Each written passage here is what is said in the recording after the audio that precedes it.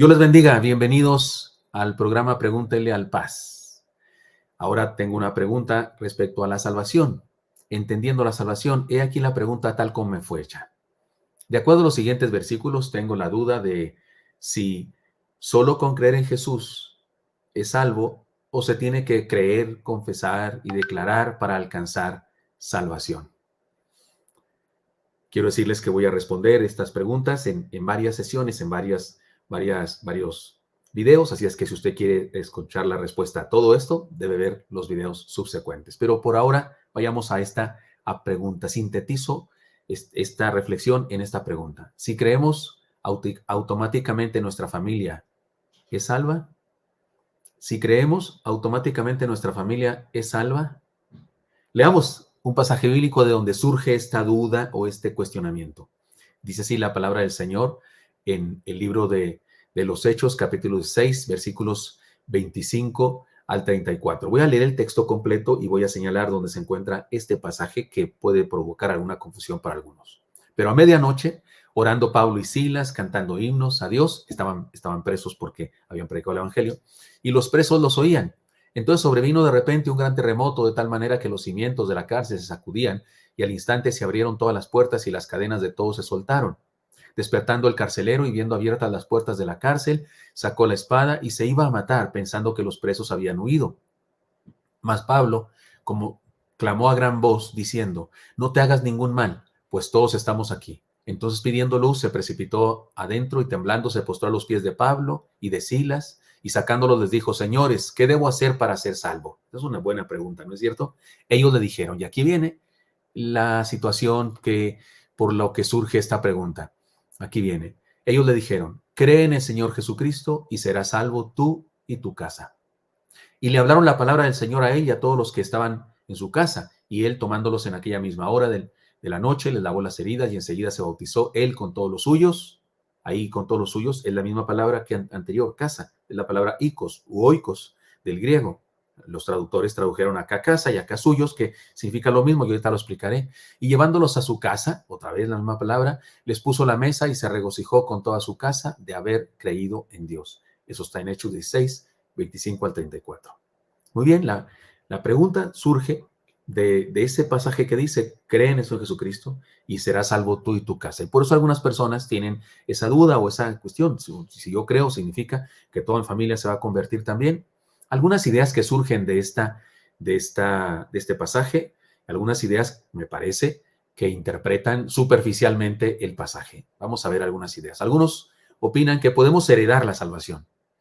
Se puede creer por la familia. O sea, si yo creo, eso se hereda y algunas personas creen que son cristianos porque su padre era cristiano. Por ahí hay una frase que me gusta, es correcta. Dicen, Dios no tiene nietos, tiene hijos. Dios, porque ustedes saben, ¿no? Todos los que fuimos creados por Dios, que todos fuimos creados por Dios, no todos somos hijos, porque ser hijo de Dios significa la adopción, la salvación. La salvación se expresa también en la Biblia como una adopción que Dios hace de nosotros. Somos creación de Él, pero para ser hijos debe adoptarnos y eso es el proceso de la salvación, la conversión. Así es que Dios no tiene nietos. No es que mis hijos son sus nietos. No, él tiene hijos. Persona que cree, que le entrega su vida, se convierte en su hijo. Pero algunos piensan que podemos heredar la salvación. Otra idea con respecto a cómo interpretar este pasaje es esta. Dios está obligado o comprometido, digamos, para que no se oiga tan feo, está comprometido, el que promete que así será, perdón, salvar a nuestra familia si nos convertimos nosotros. O sea que si yo me convierto, automáticamente Dios va a hacer todo lo que Él sabe hacer y va a convencer a todos y se van a convertir todos. La pregunta que me hacía la persona que hizo esta pregunta, porque hizo más comentarios, por eso expresé yo esta pregunta de esta manera, me decía, y una persona que no crea de la familia, una persona que no ha creído, que no toma decisión por Cristo, de todas maneras va a ser salvo, porque dice el texto, cree en Jesucristo, ya salvo tú y tu casa, y la verdad es que no. Dios no está obligado ni comprometido a salvar a mi familia si yo me convierto contra la voluntad de mi familia. O sea, suponiendo que alguien no quiera convertirse, ¿qué va a hacer Dios? Porque ya se convirtió conmigo. Entonces, ¿dónde queda aquello que para todo aquel que en él cree? ¿Dónde queda aquello que dice el que no cree ya ha sido condenado? O sea, no hay, estas interpretaciones no parecen que tengan sustento bíblico. Ahora, elementos a considerar. Para poder decirles la respuesta a la pregunta, Déjenme darles algunos elementos para considerar, porque recuerde, aquí no se trata solamente de que yo responda así dogmáticamente y diga, así es lo que dice porque soy su pastor. No, no, no, aquí aprendemos, aquí estudiamos la Biblia. Pregúntele al Paz no es para otra cosa que para aprender juntos a estudiar la Biblia. He aquí algunos elementos a considerar. Este pasaje, esta historia es una narración de una experiencia de salvación. O sea, Lucas nos está contando una experiencia. Están unos discípulos en la cárcel. Hay un carcelero y su familia que ahí viven.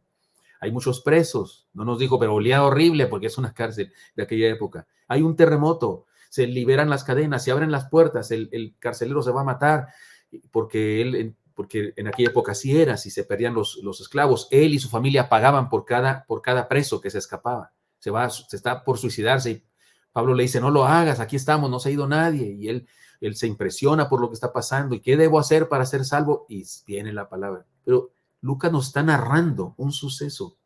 Es una narración. Lucas nos comparte lo que pasó ese día. No se trata, óigame bien, no se trata de una suma teológica en donde se nos enseña cómo funciona la salvación. No es una tesis sobre la salvación. Miren, la salvación funciona así, ya sea, no, es una narrativa de un suceso. Eso es muy importante. Lo que Pablo le dice al carcelero de Filipos es una palabra para el carcelero de Filipos. Lucas nos dice, y Pablo le dijo al carcelero de Filipos. Lucas no dice, la salvación funciona de esta manera cuando una persona cree, toda su familia se convierte. No, Lucas, no, lo que nos dice Lucas, inspirado por Dios, nos dice que Pablo le dijo eso al carcelero. ¿Por qué nos dice eso? Porque eso le dijo Pablo al carcelero. Punto. Entonces tengamos cuidado, es una narración, no un catecismo de cómo funciona la salvación. Según digo, siguiente. ¿Se cumplió esto de que su familia, el carcelero, fue salva? Sí. Finalmente la familia creyó, toda la familia. Dos posibles explicaciones. Tres posibles explicaciones. Pablo dijo, lo dijo esto, creen en Jesucristo y serás salvo tú y tu casa, pues como una palabra de aliento personal. Como cuando usted le dice a una persona, oye, entrégate a Cristo y toda tu familia al rato va a creer también. Usted dice eso y no significa que Dios esté obligado a salvar al cuñado o al hijo rebelde o al esposo rebelde. No está obligado a eso, pero usted cuando le dice a una persona, oye, entrégate al Señor y toda su familia va a recibir bendición, usted lo dice así. Esta es una posible explicación. Pablo lo dijo así, como una palabra de aliento a una persona. Segunda posible explicación, Pablo lo dijo como una revelación que Dios le dio. Tal vez Dios en ese momento inspiró al apóstol Pablo. Sabemos que era un apóstol y tenía una relación especial con Dios y tal vez Dios le dio convicción a su corazón que lo dijera y sucedió porque fue decisión de Dios o más bien fue un conocimiento anticipado que Dios le reveló a Pablo y le dijo, va a creer y toda su familia. Y Pablo lo dice ahí de una forma espiritual. O tercera posibilidad, Pablo lo dijo entendiendo que la fe es una experiencia que se puede enseñar de una generación a otra. Y Pablo tenía una convicción muy personal, humana, pudo haber sido una convicción sobrenatural o una convicción de él mismo. Se va a convertir y va a ser tan tremendo que la familia entera se va a convertir. Y lo dice. Y no es que porque declaró y su poder en la boca, por favor, eso, ni me diga eso, por favor, porque esa idea de las declaraciones es una herejía. Y si usted no ha visto el video al respecto, o si no ha hecho un video al respecto, lo haré al rato, lo haré en otro momento. Ahora, para entender esto, que se trata de una narración y se trata de una palabra que Pablo le dijo a una persona en particular, pongamos un ejemplo de otro pasaje que pudiera tener un paralelo con este. Cuando Pedro reprendió a Ananías y a Zafira, la palabra de condenación fue para ellos, no para todos los que fallan en sus diezmos y ofrendas. Es la iglesia primitiva, la iglesia del libro de los Hechos, la iglesia en Jerusalén en ese momento, no habían salido de Jerusalén en ese momento, y dos individuos, Ananías y Zafira, se ponen de acuerdo, quieren presumir de que son muy buenas personas, quieren invitar a Bernabé, que se había hecho famoso porque vendió su rancho y trajo toda la ganancia a los pies de los apóstoles para que todos vivieran de eso, en una especie de comunismo primitivo cristiano que había en esa época. Y estos se quieren hacer famosos, pero estos vendieron su propiedad y no la trajeron toda, se quedaron con una parte porque dijeron, donde no funciona esto del cristianismo, pues tenemos por lo menos un ahorro. Ahora, podían haber hecho eso, podían no haber traído nada, podían haber traído unos cuantos pesos, pero vinieron presumiendo y dijeron que habían vendido su propiedad en esa cantidad, lo cual no era cierto. Mintieron, quisieron engañar a la iglesia del Señor, al Espíritu de Dios. Y viene primero Ananías, el esposo, y cuando Pedro lo confronta y lo evidencia de su mentira, él se muere. Ananías se muere. Cae muerto ahí, posiblemente un ataque cardíaco, yo qué sé. Sigue pasando el tiempo, él estaba solo cuando hizo eso, no estaba su esposa. Después de un tiempo llega su esposa y pasa lo siguiente, les leo. Pasado un lapso como de 3 horas, sucedió que entró su mujer, no sabiendo lo que había acontecido. Entonces Pedro le dijo, dime, ¿vendisteis en tanto la heredad? Ella dijo, sí, en tanto. Y aquí viene la palabra de Pedro.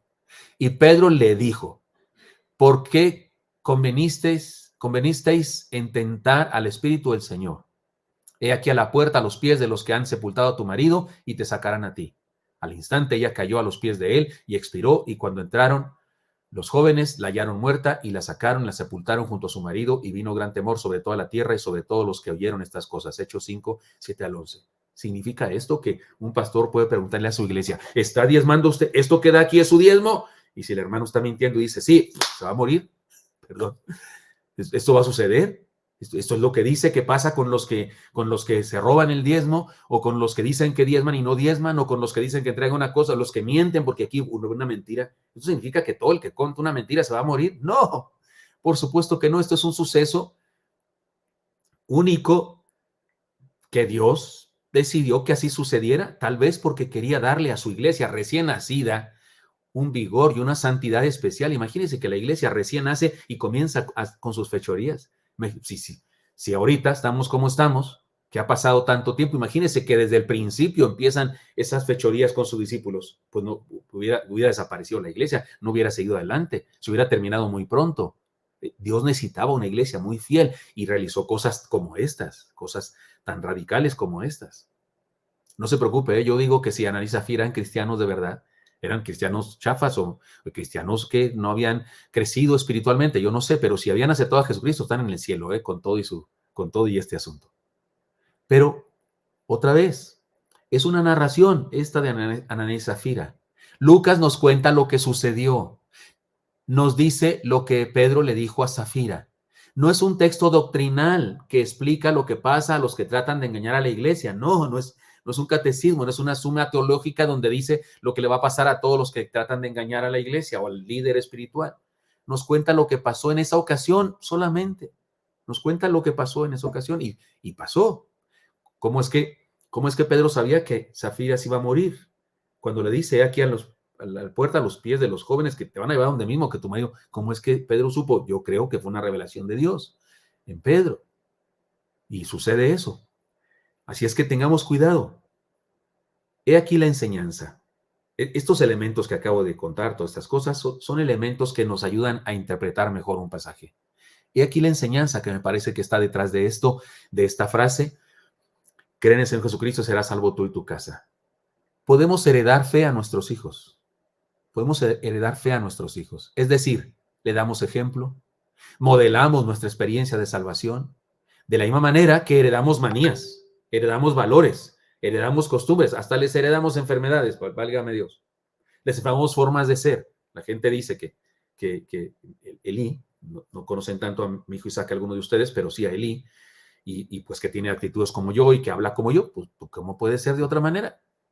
Sí, se heredan cosas, incluso se puede heredar la fe, no la salvación. La fe, las ganas de creer, la disposición para creer en el Señor, los principios y verdades, porque fe tiene dos conceptos, ¿no? Fe es la experiencia de confiar en Dios y entregar nuestra vida, y fe también en el sentido de doctrinas, nuestra fe, nuestras creencias. Eso se hereda, pero no la salvación. No podemos heredar la salvación. Ellos deben responder por su propia voluntad al llamado del Señor. Eso no podemos obligar a ningún hijo. Es más, cuando intentamos obligarlo, menos sucede. Es algo que ellos deben hacer. Si somos responsables de compartir nuestra fe, enseñarla, modelarla y sobre todo de interceder por toda nuestra familia. Esa es nuestra responsabilidad. En conclusión, creamos en el Señor y vivamos la salvación hasta mostrarla y compartirla con nuestra familia. De eso se trata. Creamos en el Señor y vivamos la salvación hasta mostrarla y compartirla con nuestra familia. Entonces, ante la pregunta, porque una persona cree, ¿es automáticamente que todos los demás se van a convertir? No necesariamente. No sé, compartamos nuestra fe con nuestra familia. Por supuesto que en la historia de la cristiandad ha habido personas que se convirtieron y alguno de sus hijos o alguno de sus nietos o alguno de sus relativos en la familia no se convirtieron. Porque no, Dios no está obligado a salvar a todos porque te conviertes tú. Pero sí puede hacerlo. Dios sí puede hacerlo. Y una cosa que nosotros debemos hacer para colaborar en eso es compartirles la fe a nuestra familia. Espero que esté claro para usted. Dios le bendiga.